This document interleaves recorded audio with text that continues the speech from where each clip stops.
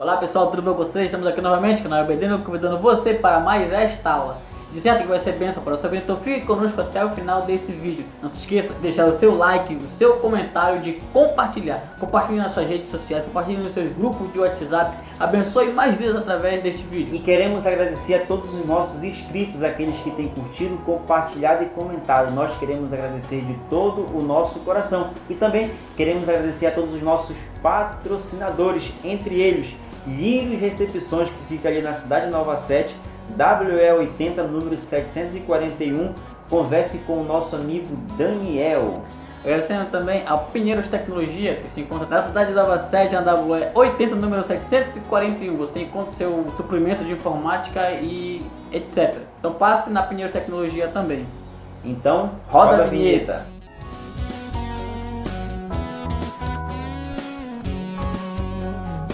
Lição de número 11, com o tema Alerta contra os falsos mestres e suas heresias. O texto do dia diz: E também houve entre o povo falsos profetas, como entre vós haverá também falsos doutores, que introduzirão encobertamente heresia de perdição e negarão o Senhor que os resgatou, trazendo sobre si mesmos repentina perdição. 2 Pedro, capítulo de número 2, versículo de número 1. E a síntese: a igreja deve estar sempre alerta contra os falsos mestres, pois estes se infiltram no meio dos crentes e disseminam heresias destruidoras. O nosso texto bíblico se encontra lá em 2 Pedro, capítulo 2, do versículo 1 até ao versículo de número 9. Bom, como nós estamos tratando aqui nos nossos vídeos, nós estamos falando sobre a segunda epístola que o apóstolo Pedro escreve. E agora, nesta lição, nós estaremos tratando a respeito dos falsos mestres, dos falsos doutores. E como introdução, como nós sabemos, no Antigo Testamento haviam pessoas que falavam guiadas pelo Espírito Santo, mas também haviam pessoas que eram guiadas por Satanás, eram pessoas que deixavam ser levadas pelas suas próprias paixões. E o apóstolo Pedro vai estar preocupado exatamente com isso, para tentar combater os falsos profetas, os falsos mestres. E é isso que nós estaremos tratando nesta videoaula, nesta lição. Como nós havíamos dito em lições anteriores, na primeira carta, o apóstolo Pedro ele se preocupa com os sofrimentos, com as lutas que vêm de fora. Mas agora, na segunda epístola, o apóstolo Pedro vai se preocupar com as lutas que acontecem de maneira interna, dentro da comunidade cristã. E isso nós estamos fazendo referência a quem? Exatamente aos falsos profetas, aos falsos mestres, aos falsos líderes. Primeiro tópico: os falsos mestres e suas heresias. O apóstolo Pedro dá esta ênfase, anunciando, alertando quanto ao perigo dos falsos mestres. Dentro do versículo 1 da leitura do texto, eu vou ler, que diz assim: E também houve entre o povo falsos profetas, como entre vós haverá também falsos doutores, que introduzirão encobertamente heresias de perdição e negarão o Senhor, que os resgatou, trazendo sobre si mesmo repentina perdição. O Valmir Nascimento ele faz o comentário apontando como a falsidade religiosa, quando que o judaísmo é muito crescente no meio do povo de Deus. Tanto é que quando Paulo vai escrever aos Gálatas, ele tem que fazer essa ênfase e tirar esse pensamento, porque eles acreditavam que a salvação, a graça dependia do cumprimento das leis, do cumprimento das normas. Então Paulo ele vai tirar esse pensamento e dizer que Cristo é o cumprimento de toda a lei, que agora nós vivemos pela graça e que pela graça nós somos salvos e etc. Portanto, ele já dá essa ênfase. E Pedro ele alerta sobre estes falsos mestres, como o Rafael já bem mencionou na introdução, que eles não viriam de longe, eles estariam dentro, os problemas são internos. E este mesmo pensamento, quando João escreve a sua epístola, 1 João, capítulo de número 2, versículo de número 19, você já anota aí. João ele diz que eles saíram dos nossos, mas não eram dos nossos. Eles estavam conosco, ou seja, eles estão dentro, eles estão querendo perverter, mas eles não são dos nossos. Precisamos alertar porque eles existem, eles andam pelo nosso meio, mas são falsos. E estes falsos mestres, em que nós podemos perceber que durante o Velho Testamento, o povo de Israel ele sofreu porque existiam no meio dele falsos profetas. Eles adulteravam a mensagem divina para se valer dos seus próprios benefícios. O Valmir menciona o texto de Jeremias, capítulo 1, versículo 14, também capítulo 14, versículo 14 também do mesmo livro, em que fala, alerta contra estas pessoas. Eu destaco também Oséias, capítulo de número 4, versículo de número 8. A palavra diz assim: alimentavam-se do pecado do meu povo e de coração desejam a iniquidade dele. Oséias desfere a sua palavra de juízo, de alerta para aqueles que estavam à frente. Ele aponta aqui para sacerdotes, para a liderança. E o que eles faziam? Eles se utilizavam do pecado do povo para benefício seu próprio. Quanto mais o povo pecasse, mais ofereceria sacrifício e eles teriam mais alimentos para si e em alguns momentos eles até vendiam e davam para as suas famílias. Então o alerta era apontado para estas pessoas. Algumas outras características é que esses falsos mestres, eles distorcem as escrituras, eles inventam revelações e eles adulteram a verdade de Deus. Nós precisamos nos atentar, porque eles estão no nosso meio, distorcendo as escrituras, adulterando e mudando tudo para seu próprio benefício, trazendo heresias. Eles trazem heresias, falsos ensinamentos, criam verdades em cima da palavra de Deus, porque a heresia sempre tem alguma coisa da Bíblia, mas ela foge do contexto, ela foge do destinatário, ela foge de tudo, porque a ideia não é exposição bíblica, mas é benefício próprio. E o que estes falsos profetas eles negam? Primeira coisa que eles negam, o senhorio de Jesus. Sempre eles vão deturpar alguma coisa da pessoa de Jesus Cristo. Mas nós sabemos que Jesus é Cristo, é o Filho de Deus, é o Verbo de Deus. João escreve sobre isso. No princípio era o Verbo. E se você for ler o capítulo 1 de João, você vai ver dizendo que todas as coisas foram feitas por ele. Então existe uma ligação, porque Cristo não é somente um homem sábio, ele é o Filho de Deus. Por ele todas as coisas foram feitas. E Cristo sabia disso, porque ele bem menciona aqui, ainda em João capítulo 10, versículo 30, ele diz: eu e o Pai somos um. Então, da mesma substância que o Pai é, o Filho também é. Então ele não era só um mestre, não era só um sábio homem, ele era o próprio Deus. Mas o que os falsos mestres, eles sempre vão distorcer alguma coisa ligada a isso. Você quer encontrar um falso mestre, encontrar uma seita, eles vão primeiramente deturpar a pessoa, a divindade, o poder e tudo que Deus tem de infinito, que Jesus tem de infinito, eles vão deturpar. Então fique atento a isso. Tópico de número 2, com o tema características dos falsos mestres. Primeiro subtópico, que é a nossa primeira característica, fazem seguidores. Bom, aqui é interessante nós fazermos menção do seguinte, que o nosso comentarista ele escreve o seguinte: a tática dos falsos mestres é idêntica àquela que foi utilizada lá no Antigo Testamento pelos falsos profetas, que é falar o que o povo quer ouvir. E para deixar isso bastante claro, lá em Jeremias capítulo de número 5, versículo 31, diz o seguinte: os profetas profetizam falsamente e os sacerdotes dominam de mãos dadas com eles, e é o que deseja o meu povo. A pergunta final é: porém, que fareis quando estas coisas chegarem ao seu fim? Lá em Jeremias capítulo de número 29 e no versículo 8 também diz o seguinte: porque assim diz o Senhor dos Exércitos, o Deus de Israel, não vos engane os vossos profetas que estão no meio de vós, nem os vossos adivinhos, nem deis ouvidos aos vossos sonhadores, que sempre sonham segundo o vosso desejo. Versículo 9: porque falsamente vos profetizam eles em meu nome, e eu não os enviei, diz o Senhor. Então esses dois textos bíblicos que nós falamos de Jeremias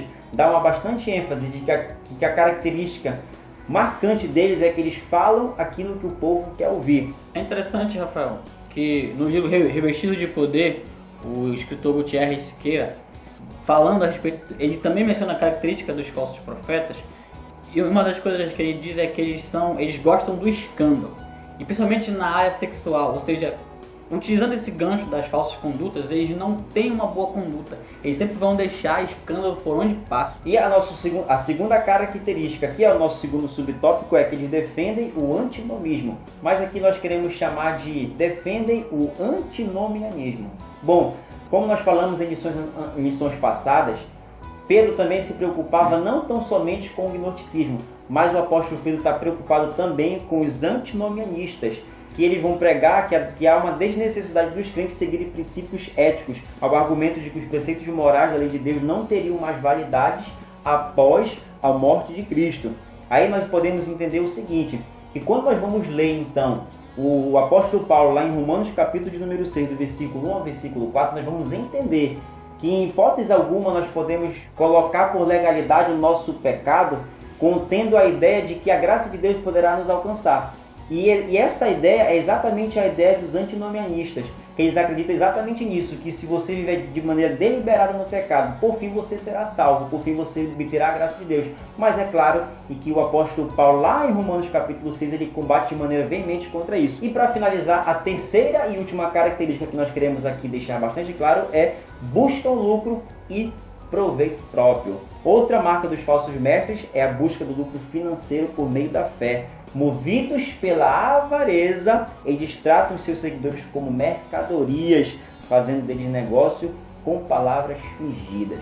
Mas aqui, é claro que nós não podemos deixar de citar o seguinte, que Lawrence Richard, um escritor famoso, ele escreve o seguinte: não devemos nos precipitar e considerar alguém como um falso profeta com base na sua renda financeira. Para finalizar, exploradores da fé não amam as pessoas, elas amam o dinheiro. Quando Paulo escreve aos Filipenses, no capítulo de número 3, versículo de número 18, ele acusa algumas pessoas que haviam ali na igreja de Filipos de inimigos da cruz de Cristo. E quando você vai entender o que vem antes do versículo 17 e o 19, você vai ver que Paulo ele fala primeiro no 17 sobre os seus padrões, sobre a sua conduta. E no 19 ele fala do final desses inimigos da cruz de Cristo, que seria a destruição. No comentário bíblico, o autor ele diz que essas pessoas eles eram aqueles que viviam a sua vida com Cristo de maneira sem regras e fazia tudo o que eles achavam que era correto. Mas Paulo deixa claro que eles eram inimigos da cruz de Cristo e que o juízo chegaria para eles. Bom, com isso as características que nós queremos deixar evidente é: primeiro, fazem seguidores; segundo, defende o antinomianismo; e terceiro, eles buscam lucro e proveito próprio. Tópico de número 3 com o tema: o julgamento dos impostores da fé. Bom, lá na parte B do nosso versículo de número 3 do nosso texto bíblico diz o seguinte: para eles o juízo lavrado a longo tempo não tarda, e a sua destruição não dorme. O apóstolo Pedro aqui dá um alento aos seus leitores, dizendo o seguinte: que o final desses impostores, desses falsos mestres, será a perdição eterna. E é interessante que a partir do versículo 4 até o versículo de número 8, o apóstolo Pedro desenvolve um pensamento com seus leitores dizendo o seguinte: assim como a rebelião angelical sofreu o julgamento, assim como a geração pré-diluviana também recebeu o julgamento, e também como Sodoma e Gomorra também sofreu o julgamento, o apóstolo Pedro então usa essas três bases para dizer que os falsos mestres também sofrerão o julgamento de Deus. Quando ele menciona no versículo 4, falando sobre os anjos, em que Deus não os perdoou, mas os reservou para o juízo, isso traz para a gente um pensamento de que aquilo que a gente chama de universalismo, que é o de que todas as pessoas vão ser salvas, porque Deus ele reserva-nos e nos guarda para um dia do julgamento. E para concluir o nosso pensamento, no subtópico de número 3, ele fala a respeito do livramento dos justos, e falando também de Noé, falando de Ló e dos demais, que eles foram livrados, eles foram salvos porque foram justos. Aqui nós entendemos a salvação condicional divina, não é pelas nossas obras, nós entendemos que não é pela graça de Deus. Mas essa graça de Deus ela impõe a nós uma vida de fidelidade e em estarmos em Cristo. Quando você vai ler a carta aos Efésios, a palavra em Cristo é mencionada diversas vezes. Porque para que nós estejamos no projeto, para que nós estejamos no projeto salvífico de Deus, nós temos que estar em Cristo.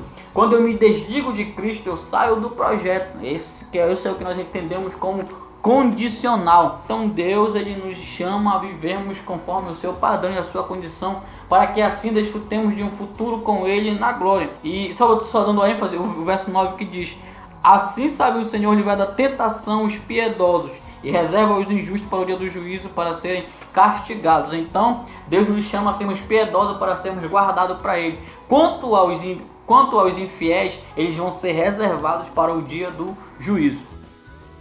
Queremos também agradecer, pessoal, ao Chiquinho Sorvete, que tem apoiado o nosso canal. Você encontra o Chiquinho Sorvete ali no próximo Complexo do 8. Lá você encontra uma série de shakes de sorvete. Visite o Chiquinho Sorvete e seja abençoado. Bom, por conclusão, nós temos que entender o quê? Que nesta lição nós estávamos falando em especial sobre os falsos mestres, e suas heresias. Nós temos que entender o seguinte, que nós temos que entender o perfil dos falsos mestres, dos falsos profetas e suas heresias. E por último, nós temos que entender e refletir a respeito do julgamento dos impostores da fé. Nós temos que ter dentro da nossa mente, dentro do nosso coração, que estes impostores sofrerão a condenação da parte do Senhor. Entendido esses 3 pontos, nós estamos prontos então para colocarmos em prática pela graça do Senhor, para que possamos ser mais fiéis a Ele, em nome do Senhor Jesus. Bom, pessoal, essa foi a nossa lição de hoje. Nós queremos agradecer a você que ficou até o final desse vídeo, que foi abençoado. Não se esqueça de deixar o seu like, o seu comentário, de compartilhar nas suas redes sociais, nos seus grupos de WhatsApp. E para finalizar, nós aqui queremos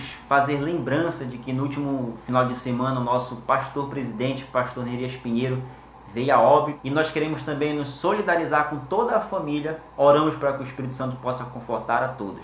O nosso pastor Nerias, ele foi um grande incentivador do projeto Canal EBD Núcleo. Nós tivemos uma certa vez em reunião com ele, o Will e eu, apresentamos o projeto para ele. Ele nos elogiou, nos apoiou, orou por nós.